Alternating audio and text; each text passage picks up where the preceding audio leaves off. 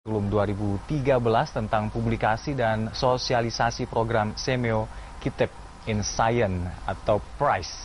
Dan mungkin Anda yang ingin bertanya-tanya atau mungkin juga mengetengahkan saran kepada kami, Anda bisa ketengahkan saran dan pertanyaan Anda tersebut ke sekretariat@kitabscience.org. Sekali lagi Anda bisa mengutarakan kritik dan saran juga pertanyaan Anda ke email di sekretariat@kitabscience.org. Dan langsung saja kita kembali membahas tentang bagaimana Semeo Kitab in Science ini. Sebetulnya ini memang sudah lama di Indonesia, namun kita ingin mengulas bagaimana sebenarnya kedudukan Semeo Kitab ini di dalam struktural yang ada di Kemendiknas. Jadi ya tadi bahwa Semeo itu sebetulnya organisasi kementerian, menteri-menteri pendidikan di Southeast Asia, di Asia Tenggara. Jadi di seluruh Asia Tenggara itu ada 20 center. Masing-masing center punya keunikan sendiri-sendiri. Dan di Indonesia dari 20 center itu ada 6 di Indonesia. Jadi yang terbesar di Asia Tenggara ini jumlah center yang ada di Indonesia itu ada 6 yang paling besar. Ada center yang setiap center punya kekhususan. Misalnya di Bogor yang bertempat di IPB itu ada center yang riset tentang biologi tropika. Kemudian kami di Bandung yang bertempat di Pak Sudiono, institusinya Pak Sudiono, P4TK IPA itu adalah yang khusus untuk training guru-guru sains, yang di Jogja yang khusus untuk training guru-guru matematika, dan di Jakarta ini ada center untuk training guru-guru bahasa. Kemudian ada di UI juga itu ada pusat riset untuk nutrisi, ya, makanan dan nutrisi, Rekfon. Gitu. Jadi ada 6 center. Nah, kemudian di Southeast Asia yang lain ada, misalnya di Malaysia ada center yang khusus untuk pendidikan berkebutuhan khusus yang baru saja berdiri dan lain-lain. Jadi di Indonesia ada 6 dari 20 center yang masing-masing center punya kegiatan.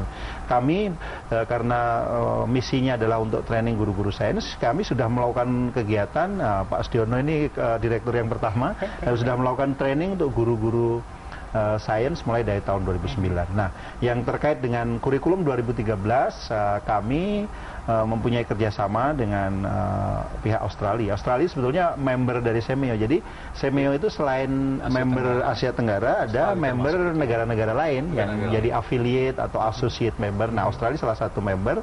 Kami bekerja sama dengan Australia bagaimana mendukung kurikulum yang 2013 ini yang sudah dideklar atau yang dideklarasikan sebagai kurikulum berbasis proses tadi, karena mereka kami lihat sudah berpengalaman lebih banyak dalam menyelenggarakan pendidikan sains berbasis proses. Nah, kami bekerja sama dengan mereka mendesain buku, kemudian mempilot di sekolah-sekolah di sekitar Bandung karena kami kebetulan berkedudukan di Bandung gitu. Nah, ini prosesnya. Kita ke Pak Sudiono terlebih dahulu. Dari pelaksanaan PRISE ini, yang paling menonjol, yang akhirnya bisa dikatakan paling menunjang dan bisa menunjang dari terlaksananya kurikulum 2013 ini seperti apa, Pak Sudiono? Iya. Jadi terima kasih Mas Hamdan Alkaf. Apa yang sebetulnya disampaikan oleh Profesor Emus tadi menjadi satu bukti bahwa sebetulnya Indonesia itu memang memiliki satu pengakuan dari internasional, bukan hanya dari regional Semeo, tetapi juga dari Australia. Dan dalam hal ini memang pengakuan-pengakuan yang seperti ini merupakan satu kerja keras dari Bapak Menteri pada saat itu, Bapak Bambang Sutibyo, yang saya kira beliau amat memiliki satu visi ke depan, sehingga seperti tadi disampaikan oleh Profesor Ismu bahwa kita kalau Malaysia itu punya Reksam, maka kita punya Semeo Kitab in Science, tapi juga Semeo Kitab in Mathematics.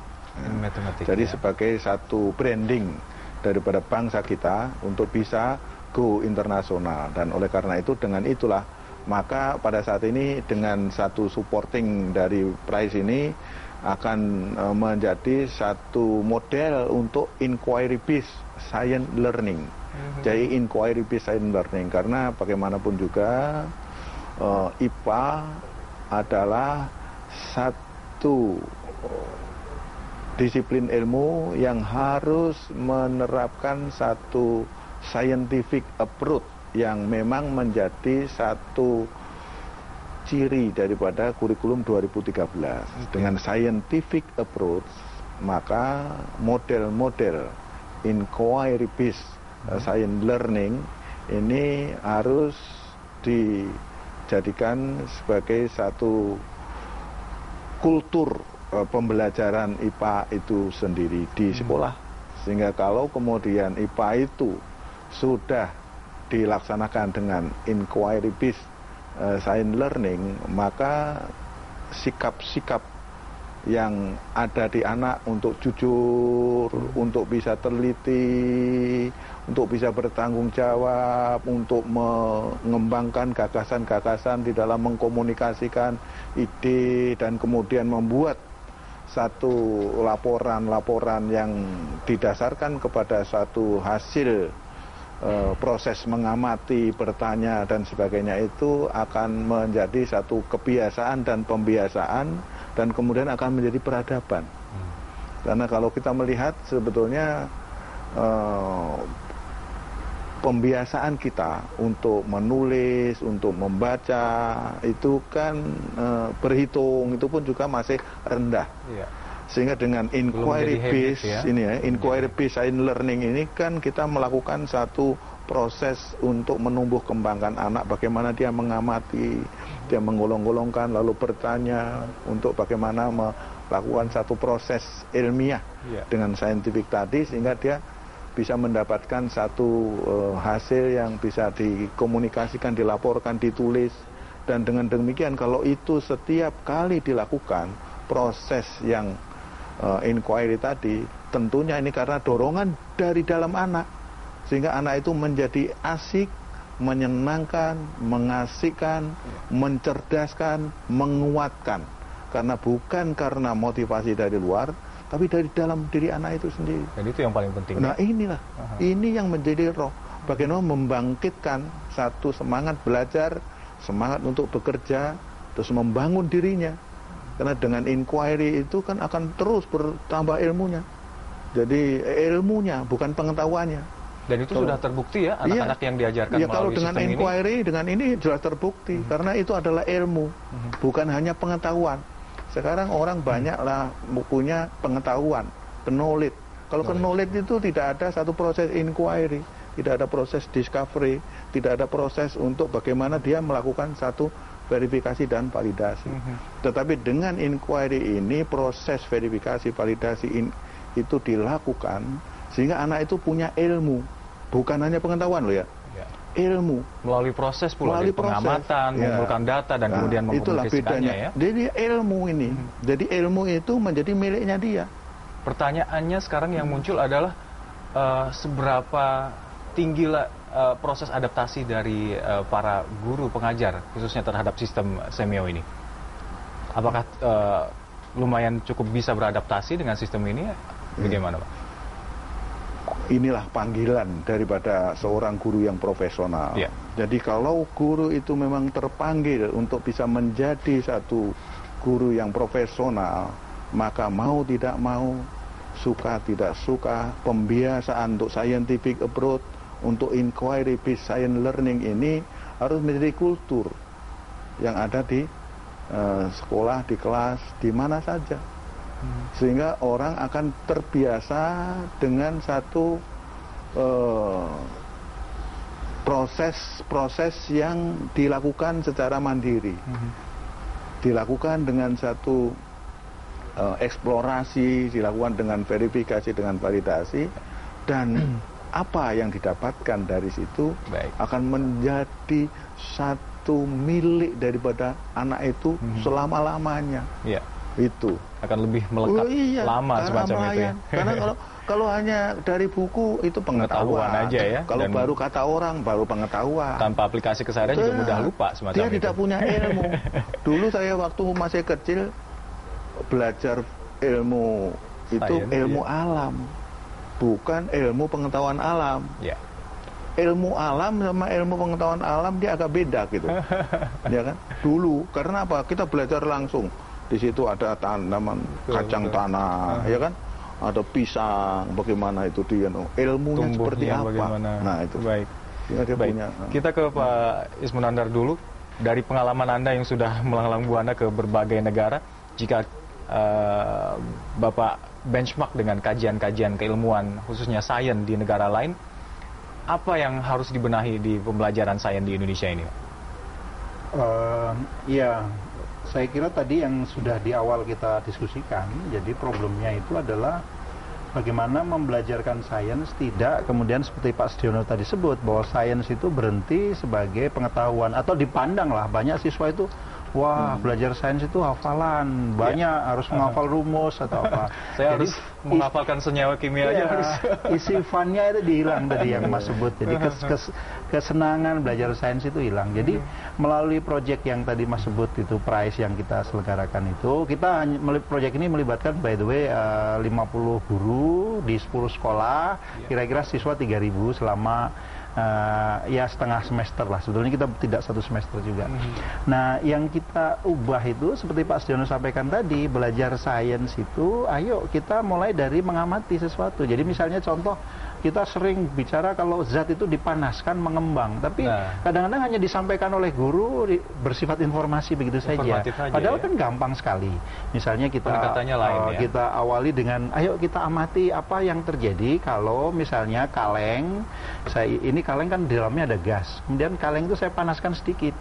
Oh, nanti ada mengembang lah, atau balon gitulah mengembang. Atau sebaliknya, kalau kaleng itu tadi kita isi gas, kemudian panas, saya tutup rapat, kemudian saya dinginkan, oh kaleng kemudian mengkerut, kelihatan mungkin bunyinya keras dan sebagainya. Jadi kita awali dari kegiatan-kegiatan seperti itu. Nah, kemudian siswa menyimpulkan sendiri, oh zat itu kalau dipanaskan mengembang, zat kalau didinginkan mengkerut gitu.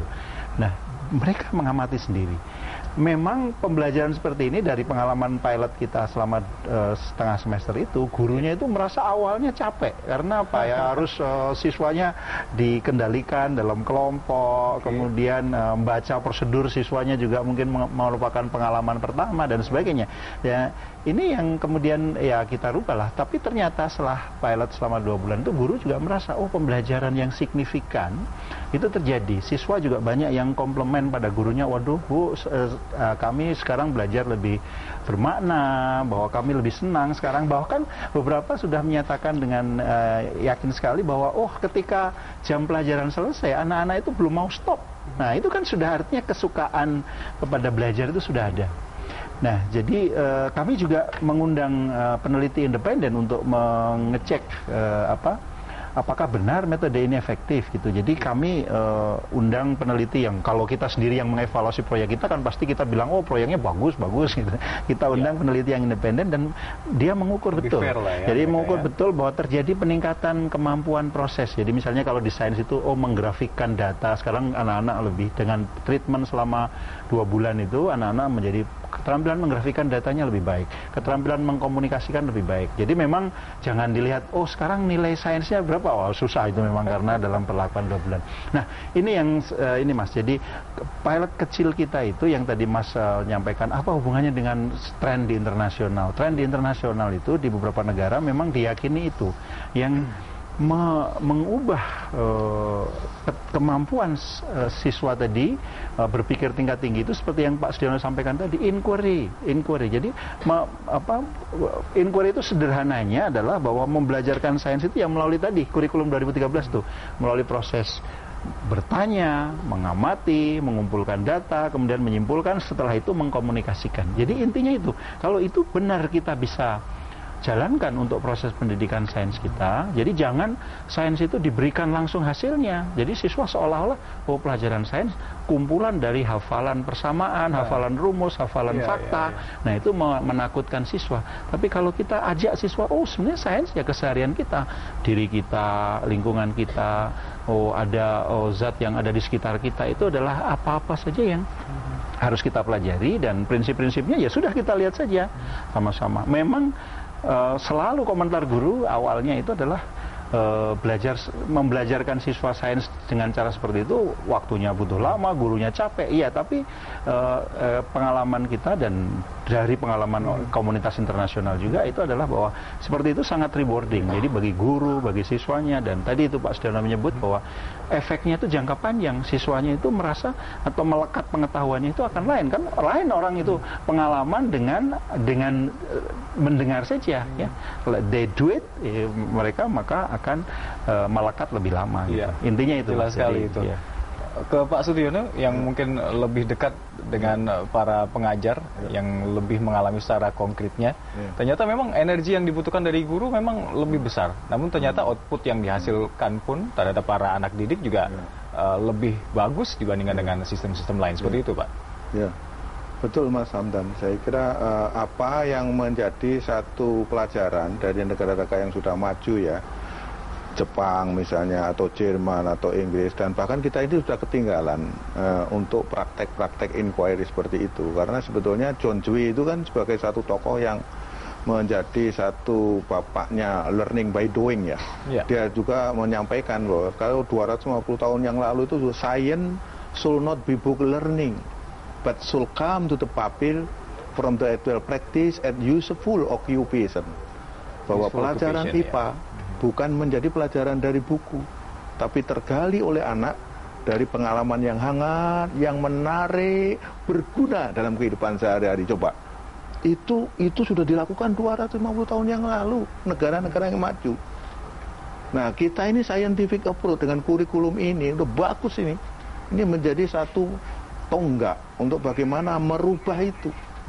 Bagaimana merubah kultur yang pada saat ini itu sepertinya belajar IPA itu kok menakutkan, ya kan? Belajar IPA sulit, belajar IPA itu waduh tidak menyenangkan. Jadi oleh karena itu dengan cara-cara mengubah yang scientific approach dengan satu joyful learning ya, joyful learning. Nah, ini jadi sering orang tua hanya senang anaknya